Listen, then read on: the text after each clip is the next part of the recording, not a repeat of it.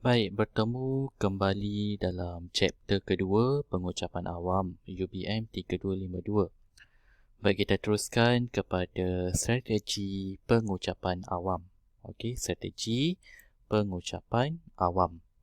Baik, kalau kita tengok strategi pengucapan awam atau lebih saya fokus kepada extemporaneous ini, terdapat tiga fasa persediaan atau strategi bagi pengucapan extemporaneous. Okay, yang pertama ialah fasa persediaan, kedua ialah fasa penyampaian, ketiga ialah fasa refleksi.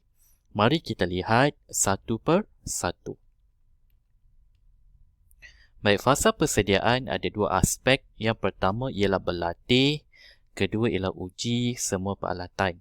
Bila kita nak berucap menggunakan extemporaneous, iaitu dia ada elemen hafalan, dia ada elemen bacaan, dia ada elemen spontan, maka dia perlu ada latihan.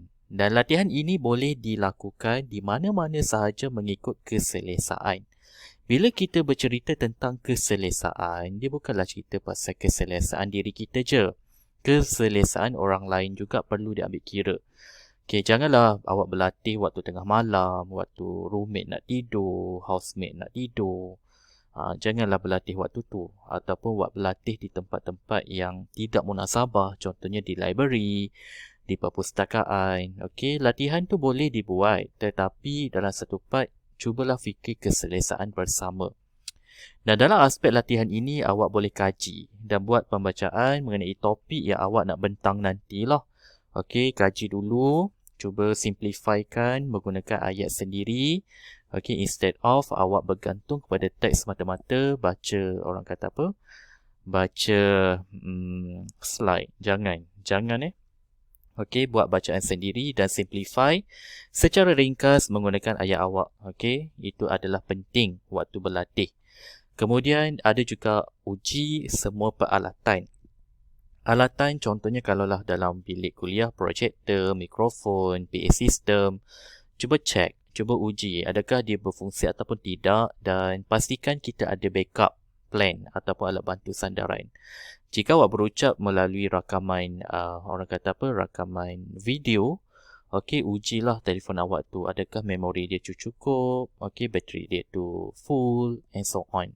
So that dia akan lebih memudahkan anda untuk bersedia. Bila dah bersedia, kita terus kepada fasa penyampaian atau delivery. Pertama, mestilah berpakaian kemas dengan sopan mengikut etika pemakaian yang sesuai. Tahukah anda bahawa 80% keyakinan orang itu berucap adalah berdasarkan pemakaian? Sebab kita faham orang ataupun audiens dia akan menilai based on performance dan juga based on daripada apa yang awak pakai. Jadi berpakaianlah dengan kemas, sopan dan juga selesa.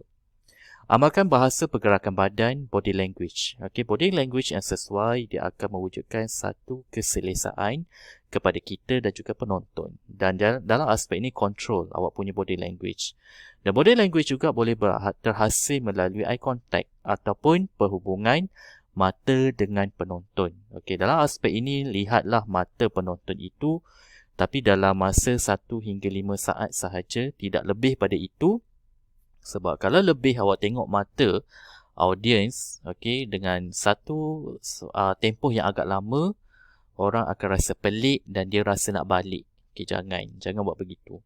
Perbaiki nada. Okey, jangan menggunakan nada dan kelantangan yang sama. Dia akan menyebabkan awak punya nada itu bersifat monoton ataupun monotonous lah. So dalam aspek ini tidak boleh begitu. Okey, cubalah baiki nada, pelbagaikan nada dengan baik.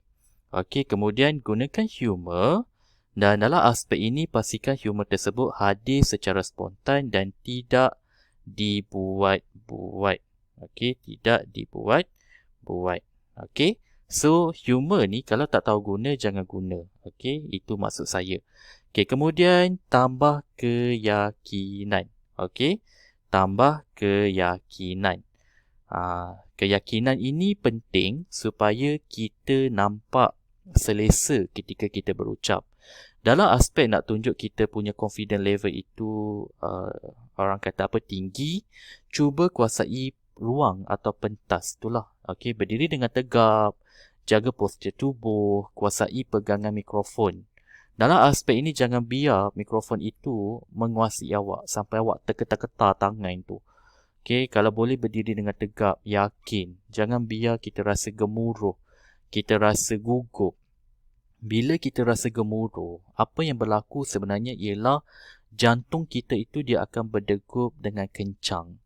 Bila berdegup dengan kencang, darah itu dipam dengan banyak.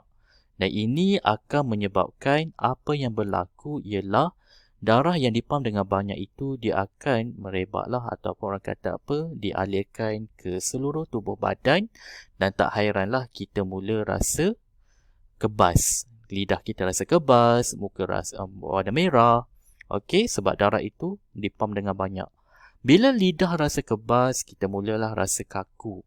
Nak bercakap, tak boleh nak bercakap. You swallow your words. Awak tertelan perkataan. Assalamualaikum. Awak tertelan perkataan. Assalamualaikum. Tak nak sebut salam, tak jadi sebab kita tertelan perkataan sebab lidah kita keluh. Lidah kita rasa tebal, kebas. Dalam aspek ini, awak jangan biar rasa gemuruh itu menguasai awak. Okey, alih perhatian penonton.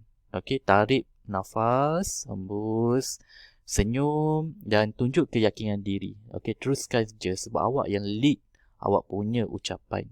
Dalam aspek itu janganlah pula overconfidence. Okey, jangan melebihi masa. Okey, padatkan kandungan penyampaian mengikut masa yang ditetapkan. Itu benda dia lah. Okey, jadi fasa yang terakhir pula apa? Okey, fasa yang terakhir ialah fasa refleksi. Okey, refleksi. Okey, fasa refleksi ni mudah saja. Okey, iaitu awak cuba dapatkan kritikan yang membina daripada rakan-rakan anda. Okey, dan ini akan menyebabkan kemahiran berucap awak itu akan lebih upgrade dari semasa ke semasa.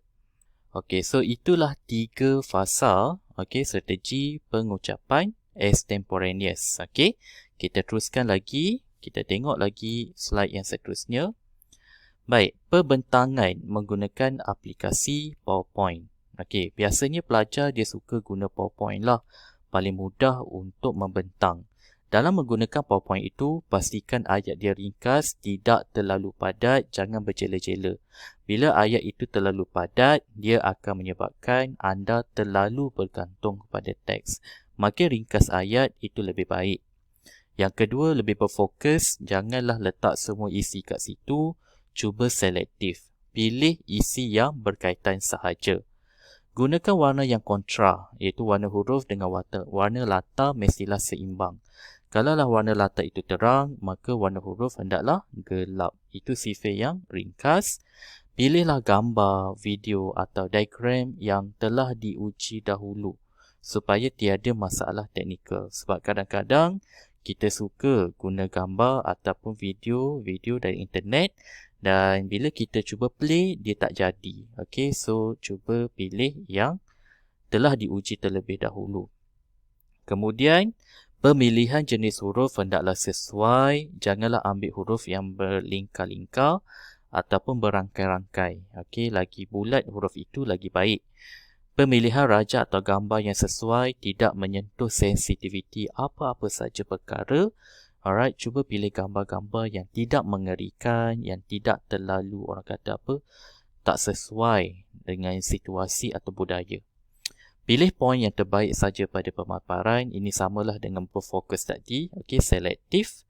Sederhana, tidak terlalu orang kata apa, terlalu dull ataupun orang kata sebagai terlalu ringkas dan tidaklah pula terlalu over ataupun terlalu meriah. Okey, cuba buat satu part yang orang kata sebagai sederhana dan juga masih lagi menarik. Susunan rajah teratur dan tidak mengelirukan.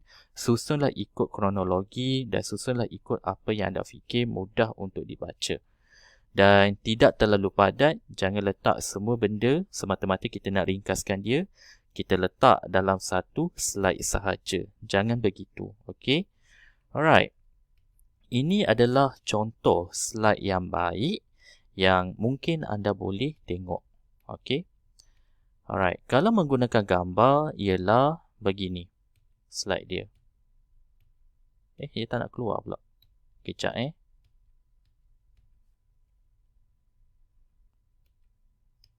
Kejap keluar pun.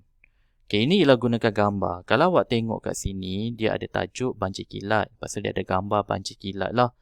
Okay, and then dia hanya senaraikan apa isi yang dia nak cakap. Apa itu banjir kilat? Dia akan ceritalah based on apa yang dia baca. Apa punca banjir kilat? Okay. Dan kesan banjir kilat tu apa? Dan langkah mengatasi. Itu sahaja. Menggunakan satu slide. Tidak terlalu panjang. Cukuplah menggunakan gambar. Okay. Kemudian contoh PowerPoint yang menggunakan rajah.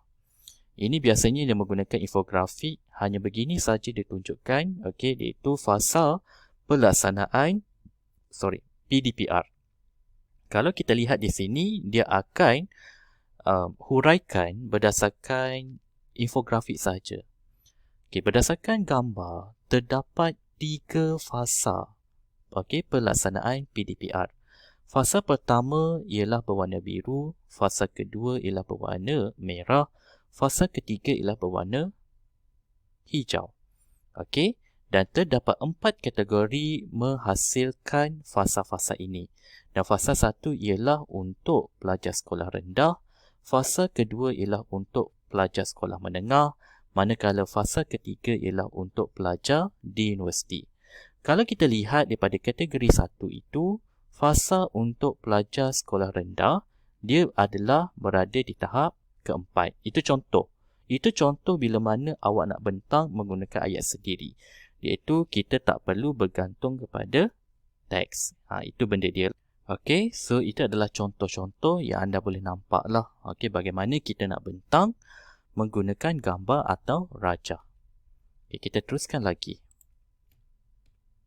Baik, aplikasi-aplikasi lain yang boleh digunakan untuk membuat persembahan.